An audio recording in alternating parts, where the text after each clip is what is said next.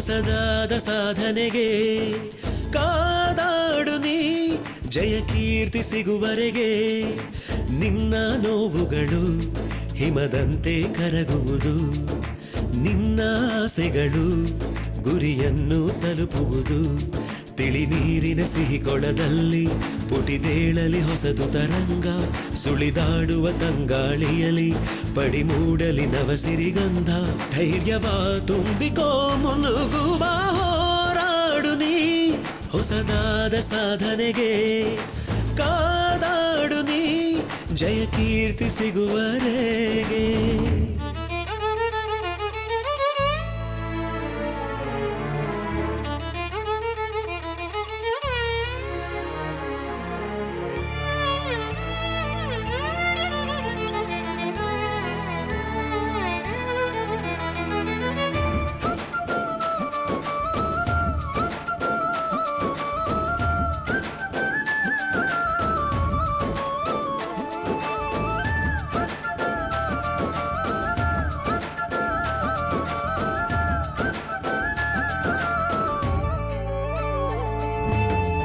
ಹೆಣ್ಣೊಬ್ಬಳು ತಾ ಕಲಿತರೆ ಬೆಳಕೊಂದು ಉಜ್ವಲ ಉರಿದಂತೆ ಹೆಣ್ಣೊಬ್ಬಳ ಕಣ್ಣೀರದು ಮನೆಯನ್ನು ಪೂರ್ತಿ ಸುಡುವಂತೆ ಹೆಣ್ಣೊಬ್ಬಳು ನಗುತ್ತಿದ್ದರೆ ಸಂಸಾರ ಹಾಲ್ಜನು ಹರಿದಂತೆ ಹೆಣ್ಣೊಬ್ಬಳ ಅಳು ಮೋರೆಯೇ ಸುತ್ತೆಲ್ಲ ಹಾಳು ಸುರಿದಂತೆ ಹೆಣ್ಣೇರಿ ಶಕ್ತಿ ರೂಪ ಚಿಂತೆಯ ಬಿಟ್ಟು ಬಿಡು ಪನ್ನೀರ ಸಿಂಚನಕ್ಕೊಮ್ಮೆ ಮುಖವ ಒಡ್ಡಿಕೊಡು ಕರಿಗತ್ತಲ ಹಳೆ ಕೂಪವ ತೊರೆದು ಹೊಸದು ಬೆಳಕು ಬರಿಸು ಹೋರಾಡು ನೀ ಹೊಸದಾದ ಸಾಧನೆಗೆ ಓ ಕಾದಾಡು ನೀ ಜಯ ಕೀರ್ತಿ ಸಿಗುವರೆಗೆ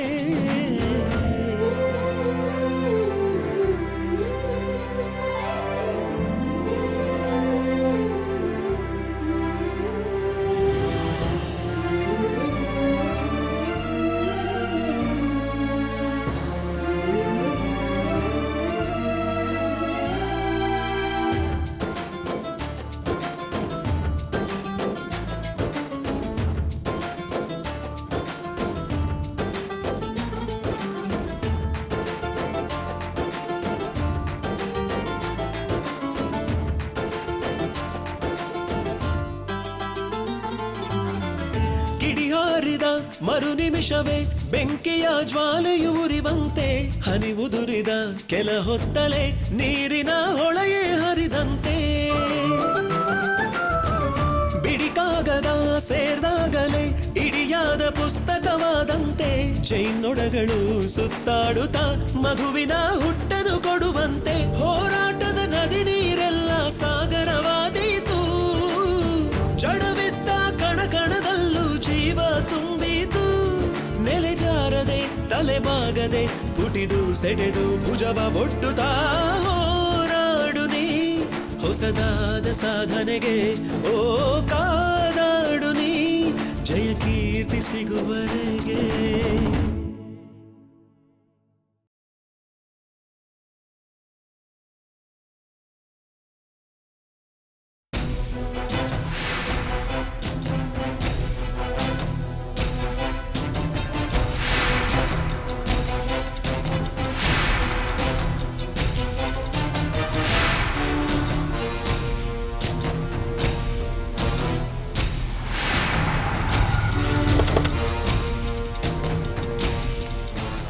ಹೌದೌದು ಚೆನ್ನಾಗಿದ್ದೀನಿ ನನ್ನ ತಮ್ಮನ ನೋಡ್ಕೊಂಡು ಹೋಗೋಣ ಅಂತ ಬಂದಿದ್ದೀನಿ ಬನ್ನಿ ಮೇಡಮ್ ಬನ್ನಿ ಸರ್ ಆಯಿತು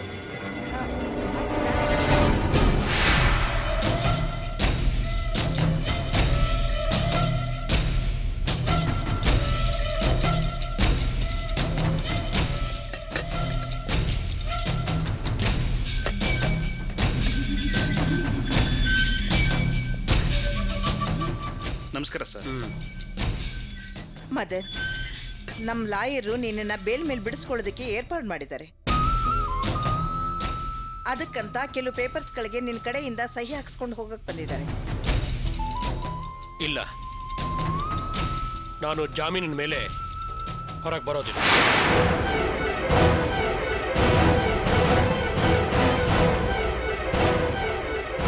ಏನ್ ಸರ್ ದಿಢೀರಂತ ಹೀಗೆ ಹೇಳ್ತಾ ಇದ್ದೀರಾ? ಜೈಲಲ್ಲಿ ನನಗೆ ಜ್ಞಾನೋದಯ ಆಯಿತು. ನಾನು ಜಾಮೀನಿಗೆ ಅಪ್ಲೈ ಮಾಡಿದರೆ ನಾನೇ ತಪ್ಪು ಒಪ್ಕೊಂಡಾಗತ್ತೆ. ಕೇಸನ್ನೇ ನಾಶ ಮಾಡಿ ನಾನು ಹೊರಗೆ ಬರಬೇಕು. ನನ್ನ ಮೇಲೆ ತಪ್ಪೇ ಇಲ್ಲ ಅಂತ ನಿರೂಪಿಸಬೇಕು. ಅದೇ ಬುದ್ಧಿವಂತಿಕೆ.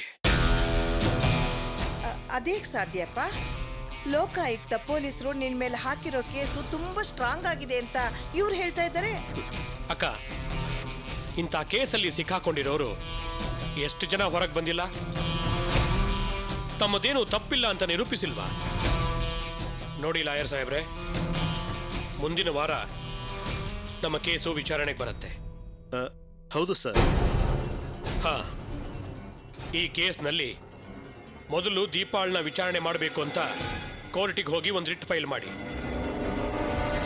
ಯಾವ ಹುಡುಗಿ ನನ್ನನ್ನು ಜೈಲಿಗೆ ಕಳಿಸಿದ್ಲೋ ಅವಳೇ ನಂದೇನು ತಪ್ಪಿಲ್ಲ ಅಂತ ಕೋರ್ಟಿಗೆ ಬಂದು ಹೇಳಬೇಕು.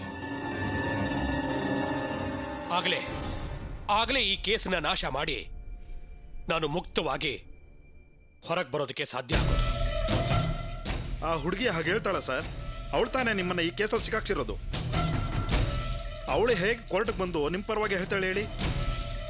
ರೀ ಲಾಯರ್ ಸಾಹೇಬ್ರೆ, ನೀವು ಅವಳನ್ನ ಮೊದಲು ಕೋರ್ಟಿಗೆ ಬರೋ ಹಾಗೆ ಮಾಡಿ.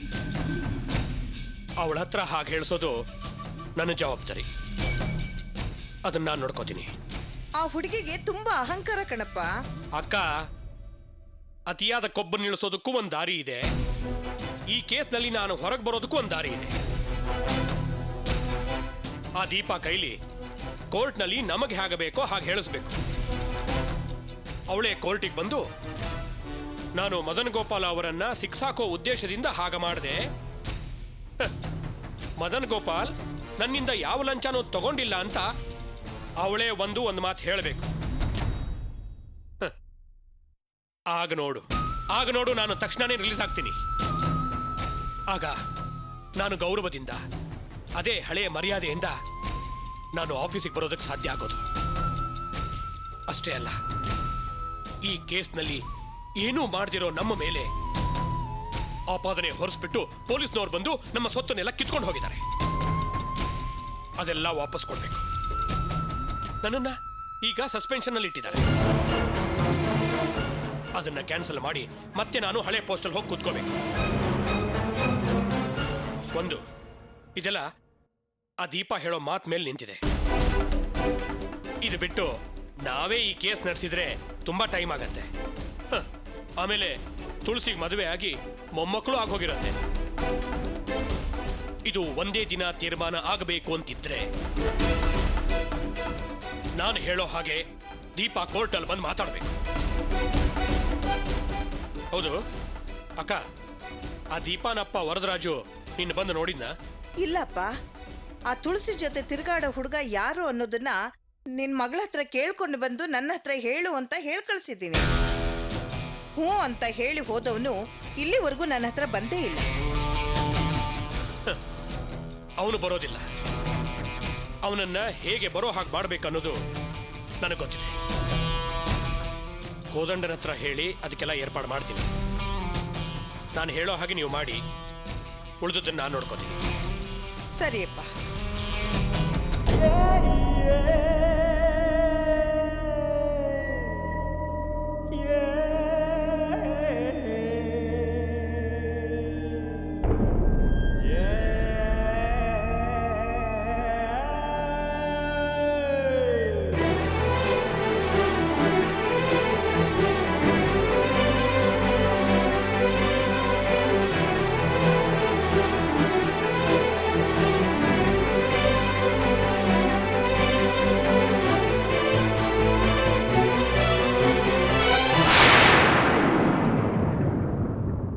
ಅರ್ಥ ಆಯ್ತಾ?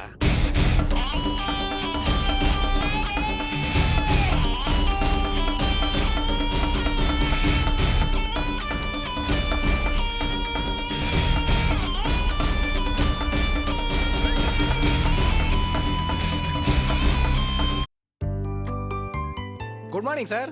Good morning Ranjith. ಹೆಡ್ ಆಫೀಸಿಂದ ನಿನ್ನ ವಿಷಯದ ಬಗ್ಗೆ ಮೇಲ್ ಕಳಿಸಿದ್ರು, ಅದನ್ನೇ ನೋಡ್ತಾ ಇದ್ದೆ. ಎಲ್ಲಿ ಸರ್?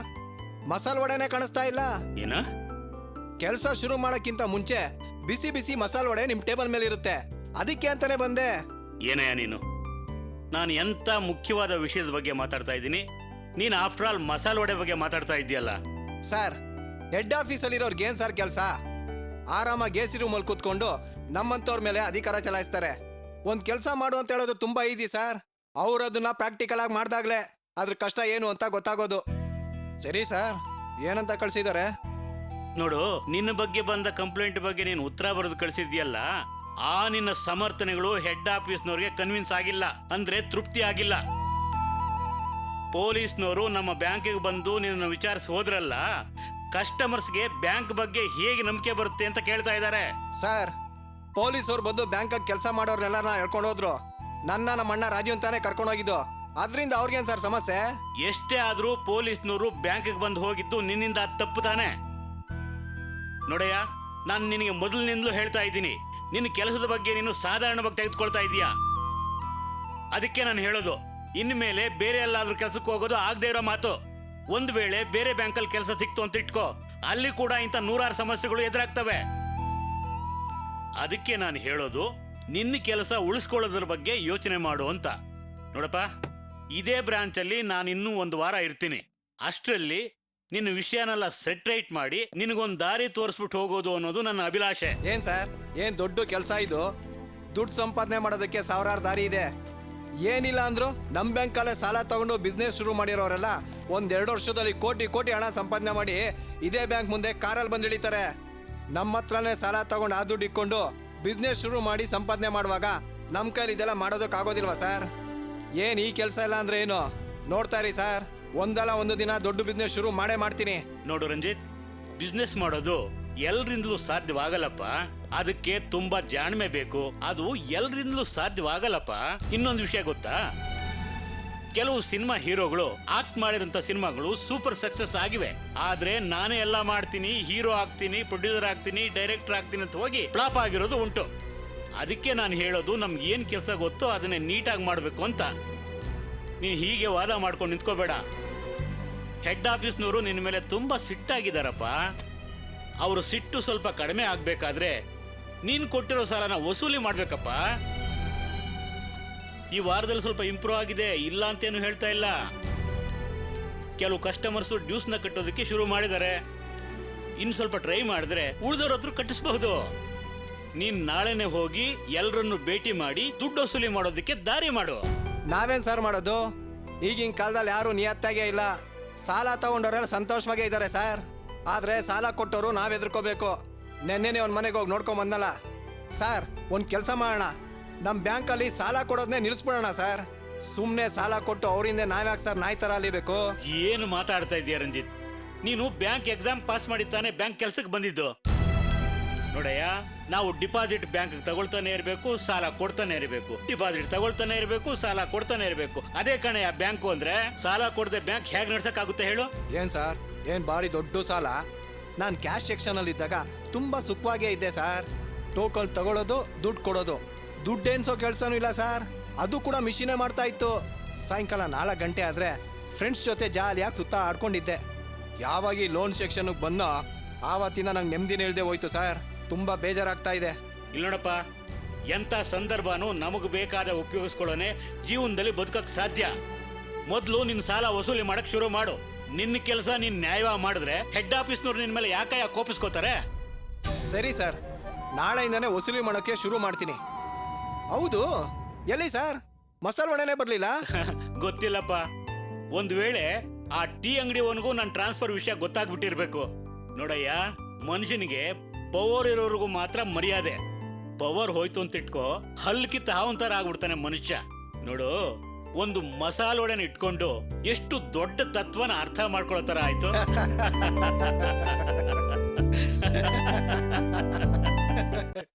ಮಾಡು. ಚೆನ್ನಾಗಿದ್ಯಾ?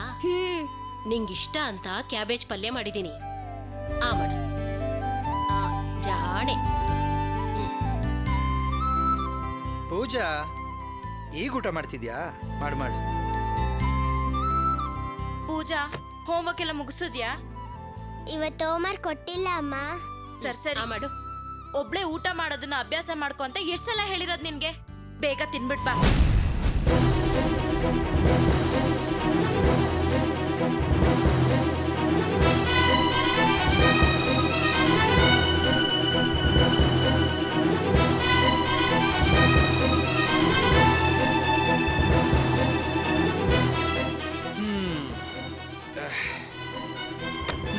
ಅಪ್ಪ ಪೂಜಾ ಬಾ. ರಾಜೀವ, ಅಮ್ಮ ಯಾಕಮ್ಮ ಅಲ್ಲೇ ನಿಂತ್ಕೊಂಡೆ?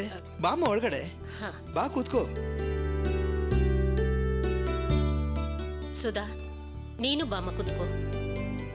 ರಾಜೀವ, ನಮ್ ರಂಜಿತನ್ ವಿಷಯ ನಿನ್ನ ಹತ್ರ ಮಾತಾಡ್ಬೇಕಾಗಿತ್ತು ಕಣೋ. ಹೇಳಮ್ಮ. ನಮ್ ರಂಜಿತ್ಗೆ ಚೆನ್ನೈಯಿಂದ ಒಂದ್ ಒಳ್ಳೆ ಸಂಬಂಧ ಬಂದಿದೆ ಕಣೋ. ತುಂಬಾ ದೊಡ್ಡ ಸಂಬಂಧ. ಒಬ್ಳೇ ಮಗಳಂತೆ. ಹುಡುಗಿ ಅಪ್ಪನಿಗೆ ಗ್ರಾನೈಟ್ ಬಿಸ್ನೆಸ್ ಇದೆ. ಕೋಟಿಗಟ್ಲೆ ಸಂಪಾದನೆ ಮಾಡ್ತಾರಂತೆ. ನಮ್ ಸುನಂದನ್ ಕಡೆಯಿಂದ ಬಂದಿರೋದು ಈ ಸಂಬಂಧ. ನಮ್ ರಂಜಿತ್ಗೆ ಏನಾದ್ರೂ ಈ ಸಂಬಂಧ ಕೂಡ್ ಬಂದ್ರೆ ಅವನ್ ತುಂಬಾ ಚೆನ್ನಾಗಿರ್ತಾನೆ ಕಣೋ. ನಮ್ ಕುಟುಂಬಕ್ಕೂ ಸಹಾಯ ಆಗುತ್ತೆ. ಮಾ, ಈ ವಿಷಯನ ಮೊದಲು ರಂಜಿತಿಗೆ ತಿಳಿಸ್ತೀಯಾ? ಅವನೇನು ಹೇಳ್ತಾನೆ? ಅವನಿಗೆ ತಿಳಿಸೋ ಅಂಥದ್ದು ಏನಿದೆಯೋ ಅವನ್ ಯಾವತ್ತೂ ನನ್ನ ಮಾತನ್ನ ಮೀರಿಲ್ಲ. ನಾವೇ ತಾನೇ ಅವನಿಗೆ ನೋಡಿ ಎಲ್ಲ ಮಾಡ್ಬೇಕು. ಅದು ಸರಿಯಮ್ಮ. ಹಾ, ಹೇಗೂ ಊರಲ್ಲಿ ಇರೋರ್ಗೆಲ್ಲ ಮದುವೆ ಮಾಡಿಸ್ತಾನೆ. ಅವನ ಮನಸ್ಸಲ್ಲೂ ಯಾರಾದರೂ ಇರಬಹುದು. ಮೊದಲು ಅವನ ಹತ್ರ ಮಾತಾಡೋಣ, ಆಮೇಲೆ ಅದ್ರ ಬಗ್ಗೆ ಒಂದು ನಿರ್ಧಾರಕ್ಕೆ ಬರೋಣ. ನೋಡು, ನನಗ್ ಮಕ್ಕಳು ಸಾಕಕ್ ಬರಲ್ಲ ಅಂತ ಬೇರೆಯವರೆಲ್ಲ ಅನ್ಕೊಂಡಿರ್ಬೋದು. ಆದ್ರೆ ನನ್ ಮಕ್ಳು ಹಾಗಲ್ಲ. ಇದುವರೆಗೂ ಮಕ್ಕಳು ನನ್ನ ಹದ್ಬಸ್ತಲ್ಲೇ ಬೆಳೆದವರು. ಯಾಕೆ ನೀನು ಕೂಡ ನನ್ ಮಾತು ಕೇಳಲ್ವಾ? ನಾನೇ ತಾನೇ ನಿನ್ ಹೆಣ್ಣು ನೋಡಿ ಮದ್ವೆ ಮಾಡಿರೋದು. ರಂಜಿತ್ ಕೂಡ ಹಾಗೆ. ಅವನ್ ಯಾವತ್ತೂ ನನ್ ಮಾತನ್ನ ಮೀರಲ್ಲ. ಈಗ ಹುಡುಗಿ ಮನೆಯವರು ಭಾನುವಾರ ಚೆನ್ನೈಗೆ ಬರಕ್ ಹೇಳಿದ್ದಾರೆ. ಅವತ್ತು ಒಳ್ಳೆ ಮುಹೂರ್ತ ಇದೆಯಂತೆ, ಒಳ್ಳೆ ದಿನನೂ ಕೂಡ ಅಂತೆ. ಹೇಗಿದ್ರು ನಿನ್ನ ಅಂಗಡಿಗೂ ರಜಾ. ರಂಜಿತ್ತು ಬ್ಯಾಂಕ್ಗೆ ಹೋಗೋದಿಲ್ಲ. ನೀನೇನಂತೀಯ? ಈ ಸಂಡೇ ನಮ್ ಪೂಜನ್ ಸ್ಕೂಲಲ್ಲಿ ಆನ್ಯುವಲ್ ಫಂಕ್ಷನ್ ಡೇ ಇದೆ. ಅಲ್ಲಿಗೆ ನಾವು ಹೋಗ್ಲೇಬೇಕು. ಪೂಜಾ ಬರ್ಲೇಬೇಕು ಅಂತ ಒಂದ್ ವಾರದಿಂದ ಹಠ ಮಾಡ್ತಾ ಇದ್ದಾಳೆ. ಹೌದಮ್ಮ, ಈ ವಾರ ಬಿಟ್ಬಿಡಮ್ಮ, ಮುಂದಿನ ವಾರ ಹೋಗೋಣವಾ? ಏನಪ್ಪ, ಪೂಜಾ ಈ ವರ್ಷ ಯಾವ ಹೊಸ ಡ್ಯಾನ್ಸು ಕಲ್ತಿಲ್ಲ. ಅದಕ್ಕೆ ಹೋಗದೆ ಇದ್ರೆ ಯಾವ ಸಮಸ್ಯೆನೂ ಆಗಲ್ಲ. ಡ್ಯಾನ್ಸ್ ಕಲೀಲಿಲ್ಲ ಅಂದ್ರೆ ಏನಾಯ್ತು? ಅವಳು ಫಸ್ಟ್ ರ್ಯಾಂಕ್ ಬಂದಿದ್ದಾಳೆ. ಅದಕ್ಕಾದ್ರೂ ಯಾವ್ದಾದ್ರೂ ಒಂದು ಪ್ರೈಸ್ ಕೊಟ್ಟೇ ಕೊಡ್ತಾರೆ. ಅಷ್ಟೇ ಅಲ್ಲ, ನಾವೇನಾದ್ರೂ ಆ ಫಂಕ್ಷನ್ಗೆ ಹೋಗ್ಲಿಲ್ಲ ಅಂದ್ರೆ ಪೇರೆಂಟ್ಸ್ ಮೀಟಿಂಗ್ ಅಲ್ಲಿ ಅವ್ರ ಟೀಚರು ನನ್ನನ್ನೇ ಬೈತಾರೆ. ಹೌದಮ್ಮ, ಸುಧಾ ಹೇಳ್ತಿರೋ ಸರಿನೇ. ಸುಮ್ಮನೆ ಈ ವಾರ ಬಿಟ್ಬಿಡಮ್ಮ, ಮುಂದಿನ ವಾರದಲ್ಲಿ ಯಾವುದಾದ್ರೂ ಒಳ್ಳೆ ದಿನ ಇದೆಯಾ ಅಂತ ನೋಡು. ಮುಂದಿನ ವಾರ ಅಂದ್ರೆ ತುಂಬಾ ಲೇಟ್ ಆಗುತ್ತೆ ಕಣೋ. ಅವ್ರದ್ದು ತುಂಬಾ ದೊಡ್ಡ ಸಂಬಂಧ, ಒಳ್ಳೆ ಜನ ಕೂಡ. ಅದಕ್ಕೆ ತಕ್ಷಣ ಹೋಗಿ ಮಾತಾಡಿ ಇತ್ಯರ್ಥ ಮಾಡೋದು ಒಳ್ಳೇದಲ್ವಾ? ಪಕ್ಕದ ಮನೆಯವ್ರು ಹೇಳಿರೋದನ್ನ ಕೇಳಿ ನಾವ್ ಹೇಗೊಂದು ತೀರ್ಮಾನಕ್ಕೆ ಬರಕಾಗತ್ತೆ? ಇದು ನಿಜವಾಗ್ಲೂ ಒಳ್ಳೆ ಸಂಬಂಧನ ಕೆಟ್ಟ ಸಂಬಂಧನ ಅಂತ ವಿಚಾರಿಸಿದೀರಾ? ಅಥವಾ ನನ್ನ ಹತ್ರ ಸವಾಲ್ ಹಾಕಿದ್ದೀನಿ ಅಂತ ಅವಸರವಾಗಿ ಈ ಸಂಬಂಧ ಮಾಡ್ಬೇಕು ಅಂತ ನಿರ್ಧಾರ ಮಾಡಿದ್ದೀರಾ? ದೊಡ್ಡ ಕೋಟ್ಯಾಧೀಶರು ಕುಟುಂಬ ಅಂತ ಬೇರೆ ಹೇಳ್ತಾ ಇದ್ದೀರಾ. ಅವ್ರ್ಯಾಕ್ ನಮ್ ಕುಟುಂಬದ ಜೊತೆ ಸಂಬಂಧ ಬೆಳೆಸ್ತಾರೆ ಹೇಳಿ? ಯಾವ್ದಾದ್ರೂ ಲೋಪದೋಷ ಇರೋ ಸಂಬಂಧ ಇರ್ಬೇಕು. ಚೆನ್ನಾಗಿ ವಿಚಾರಿಸಿ ನೋಡಿ ಅತ್ತೆ.